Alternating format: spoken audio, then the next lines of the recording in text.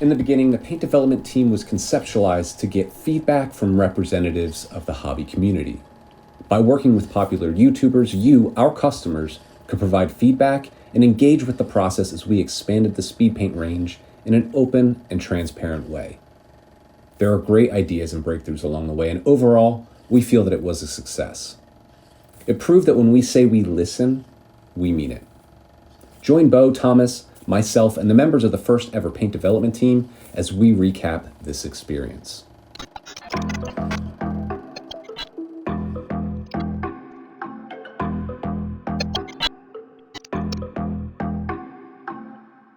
Sing? Nobody does. No one does. Hold on. All together now in the hood. Ooh, where's Bo gonna sit? So like behind all those products, like peeping out. There he is. G'day, everybody. G'day. Hello, hello. Nice to see you guys. Well, welcome again. It's lovely to see all of your faces. It always makes me happy. I feel like I'm looking back on like old times, like this fun, crazy project, but it really wasn't that long ago. But I'm happy that we're all here. And this is, I want to talk about the project. I want to talk about the first paint development team that we've ever, hosted and created, and the Speed Paint 2.0 project. And I have some questions that I'd like to ask, and I think we'll start with you, Dana. Overall, I'd love to know, what was your experience like, developing colors, developing paints, giving feedback? What was it like? I actually made notes this time. It was good. The main thing, I really enjoy analysis, so I could have spent years developing those paints. I think the main thing I wish I had was a little bit more time, but the actual process I really enjoyed. I really liked coming up with new colors. I liked having early access and giving feedback. But my favorite part of the process was just the camaraderie, just working together as a team. I think it was really fun. And getting that early access and working with pigments and learning how the pigments work. But more than anything, working together was really fun. Ben and Mike, what about you guys? Well, yeah, it's always nice having first dibs on something, like getting to talk first. Yeah. No, go ahead, Ben. What were you gonna say? I was gonna say it was all right. Yeah, it's all right. Thanks. It's fine. How was it for you? No, it was really good. And I think for me, one of the best things was being able to like work with the community as close as we could and spoil it for them all, get as much input from everybody out there as we could, and collate that and feed that back to you guys and make changes and ask questions on their behalf. So you guys did a great job on keeping folks in the loop on what was going on. I know I make videos far too slowly to give a blow by blow the way that you folks are doing. That's some good videos. Yeah, it was really cool meeting people that I watch on YouTube and just working with them. So nice. I watch all your channels. It's like, I'm going to work with these people. Right. That's awesome. So I mean, and being part of something like this big, like it's a new paint line coming out, and I guess we can all say that we've had a hand in it. People are going to be using the colors that we created. This is really cool. When this all started, I went along with it to play it out, and at the beginning, I think everybody had the same question: is this just a smart marketing move, or are they actually looking for real feedback? And during the process, it eventually became clear that Army Painter really is listening. They really are taking all of the feedback. That was my biggest takeaway, is that you were real about taking that feedback, about listening.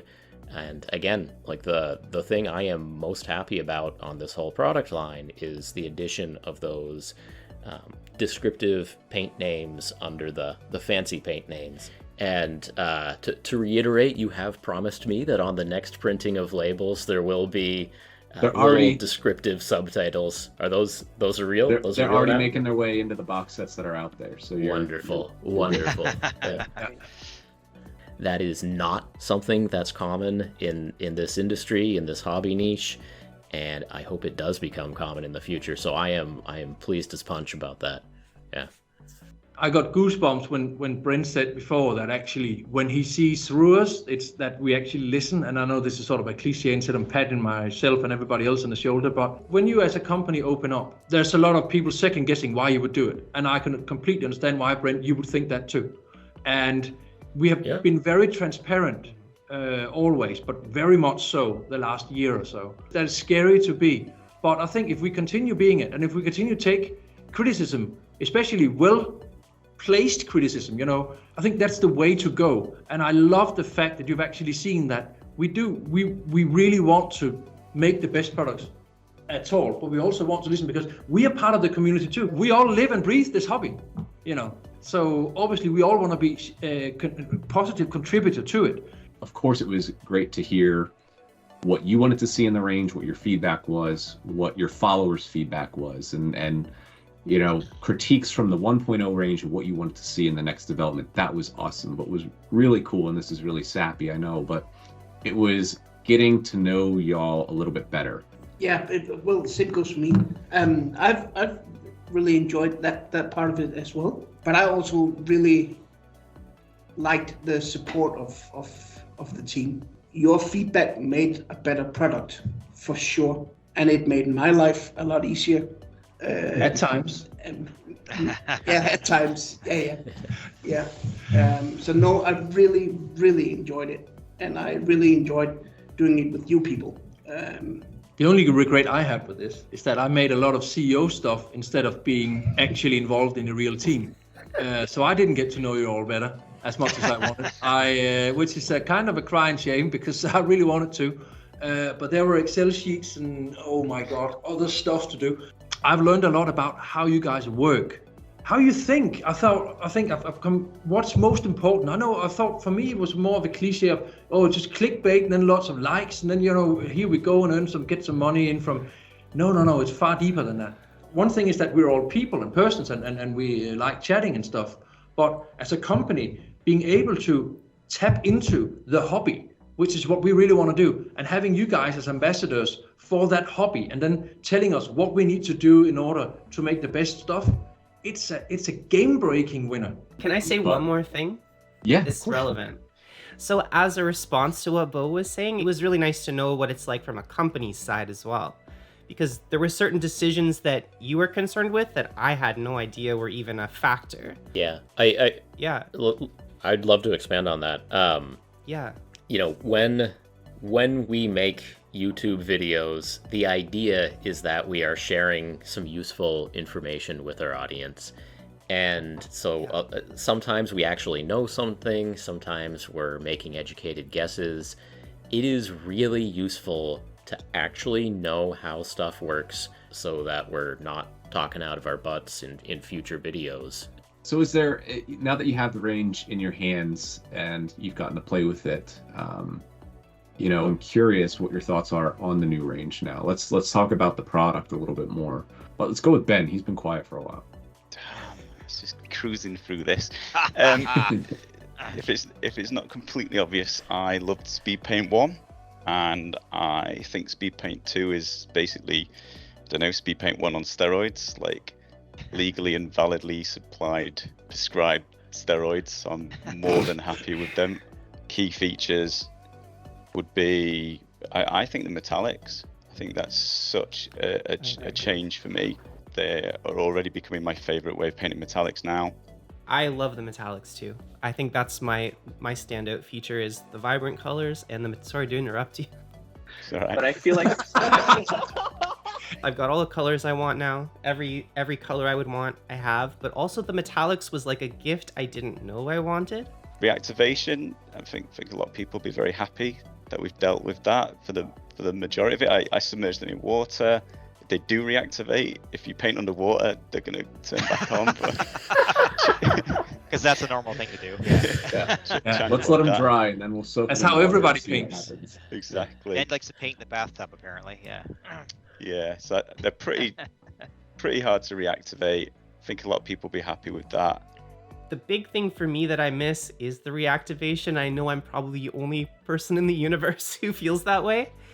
I just wish we had a little bit more working time. I think I'm going to experiment with maybe adding some of the old medium in when I want them to dry a bit slower.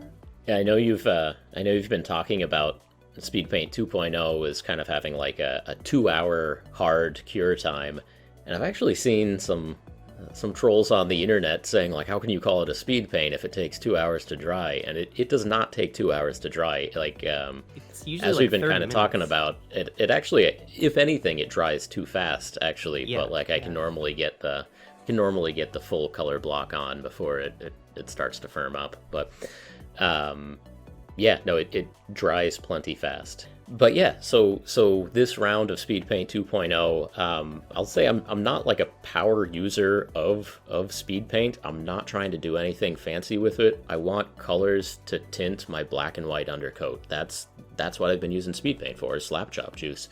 And in this line, there's a huge expanse of the colors in this line, but the greens, the purples, the browns, the flesh tones, there's plus the other 40 paints that I haven't seen yet. There's a lot of stuff in this line for the slap choppers at home. Yeah. We want to improve, obviously, everything every day. You know, we go to work, we want to be a little bit better when we go home than we were when we came in, and this is the honest truth. Now, we've talked all about the good stuff, you know, what really worked, and this was great, and I agree to everything. What could we as a company have done different? What should we have done different? I want to know, because otherwise I'm only learning half of what I need to from this project. I think there's an interesting discussion to be had about whether you want to use like influencers again, content creators, YouTubers. So the advantage of working with folks like us is that we are able to provide greater transparency to everything. But there's a real good argument to just getting some good painters who are local to you to be able to get like a faster feedback loop. And obviously I thought it was awesome to be included in this and to see some of the inner workings, and then to be able to kind of provide that transparency of what you're trying to do here. But on the other hand, if you can get feedback from people you trust who maybe aren't as well known but are better painters than us and are also local to you, I think that would be really valuable too. I think it has to be a combination next time. I think one of the things is that what I love about you guys is the fact that the reach you have is just something we could never do. And that reach, if you hire locally, you won't get, but you will get a lot faster reaction to obviously to the thing. So it has to be a combination of. There were some logistical issues in terms of doing like a 5-country paint testing, paint development team. International shipping did play its role. There's some kinks to work out in terms of the logistics and the communication to make multinational paint testing a viable option. If we do that again, we'll get better at it, I'm sure. But you know, like I said, a very common experience was, oh wait, I found something. I found something that I want to correct in this paint, and then we let you guys know, and Thomas is like, oh yeah, I found that last week. I think I found a solution. We'll get you the next version out, you know, as soon as we can. Like, oh, okay. So in a way, we were kind of always a little bit behind. I completely agree. Time was definitely not on our side. I think I was way over ambitious with how much we could do and what short a time we could do it in, and producing paints for me was, we slapped some stuff together. I was a little bit on Dana's team going, this pigment, we just put it together and I'm sure it works fine. Just make it pure red and make some other stuff. and apparently it wasn't that easy. Time is always of the essence, isn't it? I mean, we could have spent a lot of more time on it, but it needs to be better organized next time. Yeah. One of the frustrating parts that I forgot about that Brent was saying is like, sometimes I would come up with a color and you wouldn't be able to replicate it, or vice versa. So there were like inconsistencies where it would have been easier if we were just there. Next time, I would like to fly out there for a few weeks. And like Brent was saying, like if we had even a week testing in person rather than the shipping, it's like equivalent to a month at home. So I think I would be willing to do that next time if like a few of us just wanted, you rent us a house or something. We just go at it for like 2 weeks. Anybody else with any regards to this? It's just more on time as well. Is there room to start sooner? Because Thomas, yourselves must have been working on this for quite a long time. I know you maybe don't want us swarming all over it, but we didn't know about this until we're developing the last 10, 20 colors and testing it at the final stage. I think just some lead time, even if you don't want us to do anything, knowing it's coming up. Brent could have looked at the labels. You'd have had them in the first print run. Yeah. True. Very true. Yeah, definitely. The idea of the paint development team will be in existence and it'll be a part of our DNA for years and years and years to come. Will it be exactly you four people? You know, I hope in some way, shape, or form, but will it just be this? You know, there are some people that we've built trusting relationships with, like yourself and others, that, you know, we obviously want your feedback. So whether it's on a grand scale like this, or it's just sending you product and saying, please give us your thoughts, I think that'll always be a part of what we do in the future. Bo, would you like to round us out with a big thank you, and we'll see you with the next one? Yeah, I think I said it all a few times. But yeah, again, thank you for participating, guys. That was very much appreciated. And we will see each other again in some format or another like this. And hopefully you will be here in the studio and getting your hands dirty next time. I think that's something that we will strive for. That was a great idea. So thank you. Thank you. Yeah, thanks for giving this program a shot. Like I think this is going to be the way of the future, and awesome to be here and be a part of it. Yeah, thanks. You're going to spoil the next product at the end of this video. We will get back to you. Every day we are listening, we're learning, and we're trying new things as we strive to make the absolute highest quality and best performing products in the hobby and gaming industry. I can confidently say that with every product that we bring to market in the future, community feedback will play a very important role. At the Army Painter, we believe that within every painter is an even better painter, and we aim to make products for the painter you are today and the painter that you will become.